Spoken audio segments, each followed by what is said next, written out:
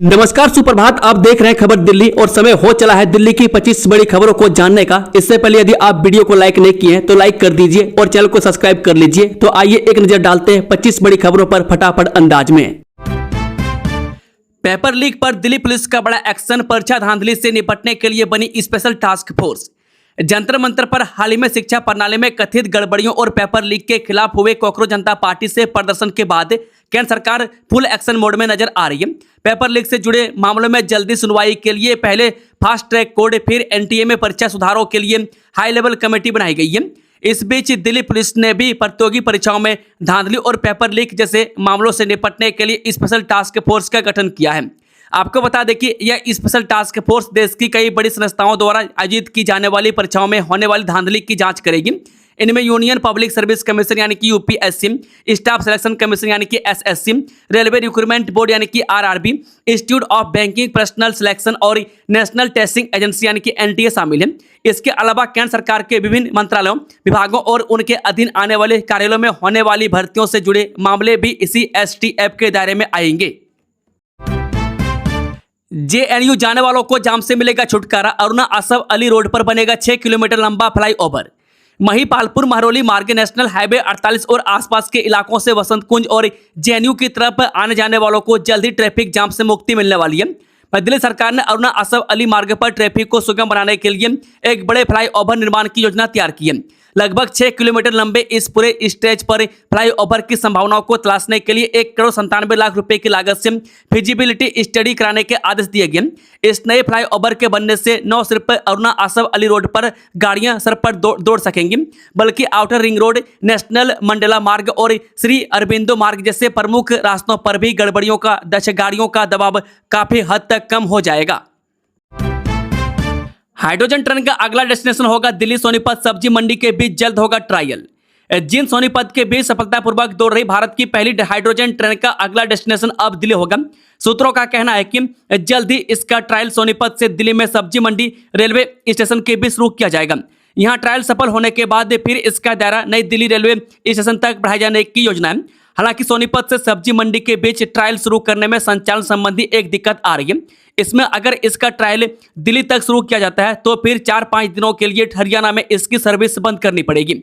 इसी वजह से दिल्ली में इसका ट्रायल शुरू नहीं हो पा रहा है। सूत्रों का कहना है कि असल में सोनीपत से दिल्ली के बीच जब भी इस हाइड्रोजन ट्रेन का ट्रायल शुरू किया जाएगा तब ट्रेन और ट्रैक की क्षमता समेत अन्य तकनीकी मसलों को देखने के लिए ट्रेन में 2600 यात्रियों के वजन जितनी रेत की बोरी भरी जाएगी। में 10 डिब्बों वाली इस ट्रेन में 8 यात्री कोच हैं। हर कोच में यात्रियों के बैठने और खड़े होने की क्षमता के हिसाब से उतने ही वजन की रेत की बोरियां भी इसमें रखकर ट्रायल किया जाएगा। दिल्ली में कॉमनवेल्थ टेबल टेनिस का महाकुंभ। सीएम रेखा गुप्ता ने लोगों से की शामिल होने की अपील। 22वीं कॉमनवेल्थ टेबल टेनिस चैंपियनशिप 2026 की मेजबानी से एक दिन पहले दिल्ली की मुख्यमंत्री रेखा गुप्ता ने सोमवार को राजधानी वासियों से इस प्रतिष्ठित टूर्नामेंट का हिस्सा बनने की अपील की। उन्होंने नागरिकों से स्टेडियम पहुंचकर मुकाबलों का लाइव रोमांच देखने और इस मेगा खेल आयोजन का भरपूर लुत्फ उठाने का आग्रह किया है। बिना कॉलेज जाए करे पढ़ाई, जामिया ने 49 ऑनलाइन डिस्टेंस कोर्सेज में खोले एडमिशन। दिल्ली की मशहूर केंद्रीय यूनिवर्सिटी जामिया मिलिया इस्लामिया ने एक बार फिर लाखों छात्रों के लिए घर बैठे पढ़ाई का दरवाजा खोल दिया। जो लोग नौकरी, पारिवारिक जिम्मेदारियां या किसी और वजह से नियमित कॉलेज नहीं जा पाते, उनके लिए यह खबर किसी खुशखबरी से कम नहीं है। बता दें कि यूनिवर्सिटी के centre for distance and online education ने सत्र 2026-27 के लिए कुल 49 डिस्टेंस और ऑनलाइन कोर्सेज में दाखिले की प्रक्रिया शुरू कर दी है। इच्छुक उम्मीदवार अब आधिकारिक पोर्टल पर जाकर ऑनलाइन आवेदन फॉर्म भर सकते हैं। क्या 25 अगस्त से भारत में बंद हो जाएगा इंस्टाग्राम? सरकार ने सोशल मीडिया में वायरल दावों पर दिया बड़ा अपडेट। सोशल मीडिया पर वायरल हो रही इंस्टाग्राम बैन के दावे को पीआईबी फैक्ट चेक ने पूरी तरह फर्जी बताया। सरकार ने 25 अगस्त 2026 से इंस्टाग्राम पर किसी भी प्रतिबंध की कोई घोषणा नहीं की है। बता दें कि सोशल मीडिया में एक पोस्ट बड़ी ही तेजी से वायरल किया जा रहा है कि भारत सरकार इंस्टाग्राम पर पूरी तरह से पाबंदी लगाने जा रही है। इसे लेकर लोगों में बड़ा ही विरोधाभास भी देखा जा रहा है। हाल ही में कॉकरोच जनता पार्टी के प्रदर्शन के साथ ही देश में भ्रामक एवं अफवाहों से भरी सूचनाओं की बाढ़ आ गई है। ऐसे में पीआईबी ने इस संबंध में जरूरी सूचना जारी की है। सलमान खान को दिल्ली हाईकोर्ट से बड़ी राहत। फिल्म काला हिरण का टीजर हटाने के आदेश में कहा प्रतिष्ठा को पहुंचा रही ठेस। फिल्म काला हिरन the battle for legacy film के टीजर को हटाने का दिल्ली हाईकोर्ट ने आदेश दिया। अदालत ने फिल्म के निर्देश पर सवाल उठाते हुए कहा कि यह किस तरह की सामग्री पेश की जा रही है।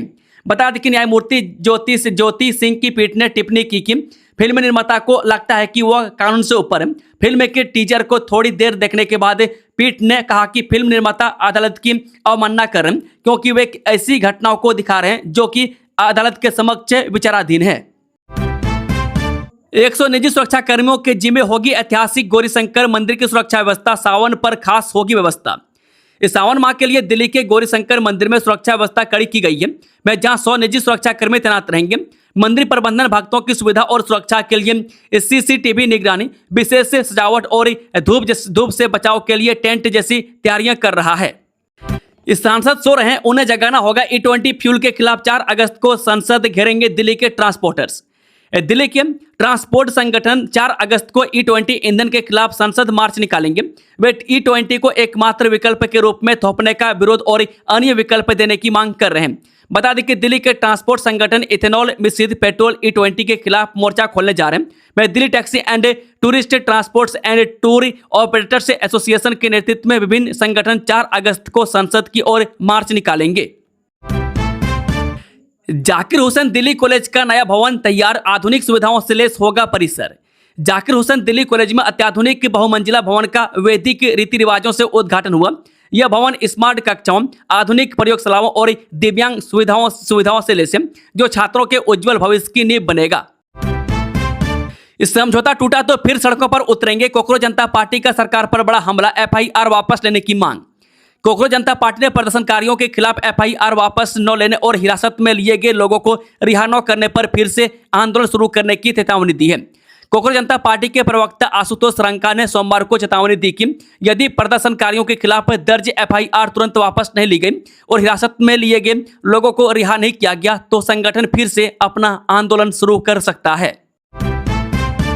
नेशनल हेराल्ड केस से सोनिया और राहुल गांधी को दिल्ली हाईकोर्ट से मिला जवाब दाखिल करने का समय। दिल्ली हाईकोर्ट ने नेशनल हेराल्ड मनी लॉन्ड्रिंग मामले में ED की याचिका पर सोनिया गांधी और राहुल गांधी को जवाब दाखिल करने के लिए 3 सप्ताह का समय दिया। ट्रायल कोर्ट ने बिना FIR के आरोप पत्र पर संज्ञान लेने से इनकार कर दिया था। नेशनल हेराल्ड से जुड़े मनी लॉन्ड्रिंग मामले में आरोप पत्र रद्द करने के ट्रायल कोर्ट के निर्णय के खिलाफ ED की अपील याचिका पर दिल्ली हाईकोर्ट ने जवाब दाखिल करने के लिए कांग्रेस पूर्व अध्यक्ष सोनिया गांधी व राहुल गांधी सहित अन्य को जवाब दाखिल करने के लिए 3 सप्ताह का समय दिया है। दिल्ली विश्वविद्यालय SOL में शुरू होंगे 1 वर्षीय 5 PG कोर्स, 4 वर्षीय स्नातक छात्रों को मिलेगा नया विकल्प। दिल्ली विश्वविद्यालय SOL ने 4 वर्षीय स्नातक पूरा करने वाले छात्रों के लिए शैक्षणिक सत्र 2026-27 से वार्षिक वर्षीय स्नातकोत्तर कार्यक्रम शुरू करने की घोषणा की है। मैं शुरुआत में वाणिज्य, राजनीति विज्ञान, इतिहास, हिंदी और संस्कृत विषयों में ये कोर्स उपलब्ध होंगे, जिससे छात्रों को नया विकल्प मिलेगा। बता दें कि दिल्ली विश्वविद्यालय के स्कूल ऑफ ओपन लर्निंग ने 4 वर्षीय स्नातक पूरा करने वाले विद्यार्थियों के लिए ओपन एंड डिस्टेंस लर्निंग यानी कि ODL मोड में 1 वर्षीय स्नातकोत्तर कार्यक्रम शुरू करने की घोषणा की है। यह व्यवस्था शैक्षणिक सत्र 2026-27 से लागू होगी। शुरुआत में वाणिज्य, राजनीति विज्ञान, इतिहास, हिंदी और संस्कृत विषयों में 1 वर्षीय PG पाठ्यक्रम संचालित किए जाएंगे। IB कर्मी अंकित शर्मा हत्याकांड, तासिर हुसैन के लिए मांगी फांसी, 31 को आएगा सजा पर फैसला।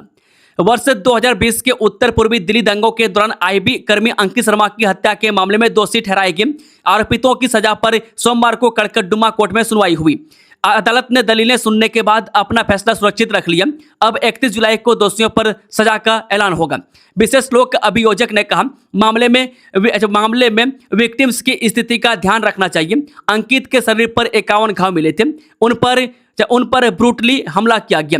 मैं जानवरों की तरह हमला हुआ, इसलिए उन्हें मैक्सिमम पनिशमेंट के तहत मौत की सजा दी जानी चाहिए। इस 100 साल बाद भी कारगर है गांधीवादी रास्ता। मेदांता से डिस्चार्ज होकर राजघाट पहुंचे सोनम वांगचुक। सोनम वांगचुक ने 26 दिन के उपवास के बाद राजघाट पर महात्मा गांधी को श्रद्धांजलि दी और उनके अहिंसात्मक मार्ग को आज भी प्रासंगिक बताया। उन्होंने कहा कि गांधी जी का रास्ता राष्ट्रीय स्तर पर भी कारगर है। मैं सामाजिक कार्यकर्ता सोनम वांगचुक ने 26 दिनों के उपवास और आंदोलन के समापन के बाद राजघाट पहुंचकर महात्मा गांधी को श्रद्धांजलि अर्पित की। उन्होंने कहा कि गांधी जी द्वारा दिखाया गया अहिंसात्मक मार्ग आज भी उतना ही प्रासंगिक और उपयुक्त है जितना 100 साल पहले था। इंडोनेशिया में 240 ध्वस्त मंदिरों का जीर्णोद्धार करेगा भारत। एएसआई की टीम करेगी प्रम्बानन परिसर का सर्वे। जी हां, भारत इंडोनेशिया के प्रम्बानन हिंदू मंदिर परिसर के संरक्षण में सहयोग करेगा, जिसके लिए एएसआई की एक विशेषज्ञ टीम जल्द ही जावा द्वीप का दौरा करेगी। दिल्ली मुंबई एक्सप्रेसवे से बढ़ेगा जाम, 3 लेन की सड़क झेलेगी 5 लेन का ट्रैफिक। क्या है दिल्ली पुलिस का प्लान? दिल्ली मुंबई एक्सप्रेसवे के खुलने से सराय काले खां पर ट्रैफिक का दबाव और बढ़ने की आशंका है, जहां पहले से ही भारी जाम लगता है। अधिकारियों ने रिंग रोड चौड़ीकरण, अतिक्रमण हटाने और बेहतर ट्रैफिक प्रबंधन जैसे समाधान सुझाए हैं। E20 पेट्रोल के मुद्दे पर बड़े आंदोलन की तैयारी में आम आदमी पार्टी। अरविंद केजरीवाल ने बुलाई बैठक। पेपर लीक मामले को लेकर जंतर मंतर पर छात्रों के आंदोलन के बाद केंद्रीय शिक्षा मंत्री धर्मेंद्र प्रधान के इस्तीफे को आम आदमी पार्टी ने युवाओं की बड़ी सफलता बताया। सोमवार को आयोजित प्रेस वार्ता में पार्टी के राष्ट्रीय संयोजक अरविंद केजरीवाल ने आंदोलन में शामिल युवाओं का धन्यवाद किया। मैं साथ ही उन्होंने E20 पेट्रोल के मुद्दे को भी प्रमुखता से उठाते हुए केंद्र सरकार से इस पर तत्काल कदम उठाने की मांग की है। दिल्ली जू में 160 प्रजातियों के पेड़ों के बीच पहली ट्री वॉक, अर्बन बायोडायवर्सिटी को बचाने की कोशिश। दिल्ली चिड़ियाघर ने पहली बार ट्री वॉक का आयोजन किया, जिसका उद्देश्य जैव विविधता संरक्षण और पर्यावरण के प्रति लोगों को जागरूक करना था। इस कार्यक्रम में प्रकृति प्रेमियों और छात्रों ने भाग लिया। कार्यक्रम का संचालन प्रकृतिविद एवं वन्यजीव फोटोग्राफर संजय तिवारी ने किया। उन्होंने प्रतिभागियों को चिड़ियाघर परिसर में मौजूद विभिन्न प्रजातियों के पेड़ों की पहचान कराई और बताया कि शहरी क्षेत्र में जैव विविधता को बनाए रखने में इनकी कितनी महत्वपूर्ण भूमिका होती है। इस संसद मार्च में छात्रों पर प्लेट गन चलाने वाले RAF जवान की पहचान। CRPF जांच में 7 राउंड फायर का खुलासा। CRPF की जांच में खुलासा हुआ है कि संसद मार्च के दौरान प्रदर्शनकारियों पर प्लेट गन का इस्तेमाल एक RAF जवान ने किया था। जांच में सामने आया कि जवान ने 7 राउंड फायर किए, जिनमें से 5 प्रदर्शनकारियों को लगे। रिपोर्ट जल्द आएगी। जंतर मंतर प्रोटेस्ट उपद्रवियों पर दर्ज 13 FIR हो सकती है वापस। क्या लाल किला हिंसा वाला फार्मूला अपनाएगी पुलिस? दिल्ली पुलिस जंतर मंतर पर प्रदर्शन के दौरान हुए उपद्रव के 13 मुकदमे वापस लेने पर विचार कर रही है। इसके लिए 2022 में लाल किला हिंसा के मामलों में अपनाई गई प्रक्रिया का उपयोग किया जा सकता है, जिस पर मंगलवार तक स्पष्टता आने की उम्मीद है। 2021 में कृषि कानून विरोधी आंदोलन के दौरान 26 जनवरी को लाल किले पर हिंसा हुई थी। इसके बाद दर्ज FIR वापस लेने के लिए केंद्र सरकार, दिल्ली पुलिस से दिल्ली सरकार और उपराज्यपाल ने मिलकर संयुक्त प्रक्रिया अपनाई थी। 2022 में पुलिस ने तत्कालीन आम आदमी पार्टी सरकार के सामने प्रस्ताव रखा था। पेपर लीक पर होगी सख्त कार्रवाई। CM रेखा गुप्ता बोली, निष्पक्ष और पारदर्शी परीक्षा व्यवस्था के लिए सरकार प्रतिबद्ध। दिल्ली की मुख्यमंत्री रेखा गुप्ता ने कहा कि सरकार पेपर लीक जैसी अनियमितताओं के खिलाफ सख्त कार्रवाई करेगी और निष्पक्ष परीक्षा प्रणाली के लिए प्रतिबद्ध है। उन्होंने जोर दिया कि भारत के युवाओं का भविष्य पारदर्शिता और समान अवसरों पर आधारित होना चाहिए, जिसके लिए सरकार शिक्षा और नवाचार को बढ़ावा देगी। दिल्ली में बारिश के बीच भी SIR शिविरों में उमड़ी भीड़। एक दिन में 529 आवेदन जमा, 175 नए फॉर्म वितरित। पूर्वी दिल्ली के मंडावली और न्यू गोविंदपुरा में SIR अभियान के तहत विशेष शिविर लगाए गए। इन शिविरों में मतदाता सूची से संबंधित 529 आवेदन जमा हुए और लोगों ने बढ़ चढ़कर हिस्सा लिया। बता दें कि SIR अभियान के तहत रविवार को मंडावली स्थित सद्भावना समुदाय भवन और न्यू गोविंदपुरा में मतदाता सूची से संबंधित आवेदन भरने के लिए विशेष शिविर लगाए गए। रविवार होने के कारण बड़ी संख्या में लोगों ने शिविरों में पहुंचकर SIR प्रक्रिया में भाग लिया। स्थानीय BLO और RWA प्रतिनिधि एक ही स्थान पर मौजूद रहे, जिससे लोगों को फॉर्म भरने, आवश्यक दस्तावेजों की जानकारी लेने और आवेदन जमा करने में सुविधा मिली। 12 साल बाद टाउन वेंडिंग कमेटी चुनाव, कई आरक्षित सीटों पर नहीं मिले प्रत्याशी। दिल्ली में 12 साल बाद टाउन वेंडिंग कमेटी के चुनाव हो रहे हैं, लेकिन कई आरक्षित सीटों पर प्रत्याशियों की कमी है। MCD ने चुनाव की तैयारियां पूरी कर ली है। 2 अगस्त को मतदान और 4 अगस्त को परिणाम आएंगे। दिल्ली में रेहड़ी पटरी वालों को आजीविका का अधिकार देने के लिए आए कानून को 12 वर्ष बाद टाउन वेंडिंग कमेटियों के चुनाव हो रहे हैं, लेकिन शर्तों और प्रत्याशियों के अभाव में कई समितियों में पद रिक्त हो जाएंगे। दिल्ली में 6400 स्थानों पर सुनी गई मन की बात। युवा संवाद में छात्रों ने जंतर मंतर के प्रदर्शन को बताया देश विरोधी। जैन जी ने प्रधानमंत्री मोदी के मन की बात कार्यक्रम को सराहा और पेपर लीक कानून का समर्थन किया। युवाओं ने जैन जी विद मोदी संवाद में भाग लिया और जंतर मंतर पर हुए प्रदर्शन को अनुचित बताया।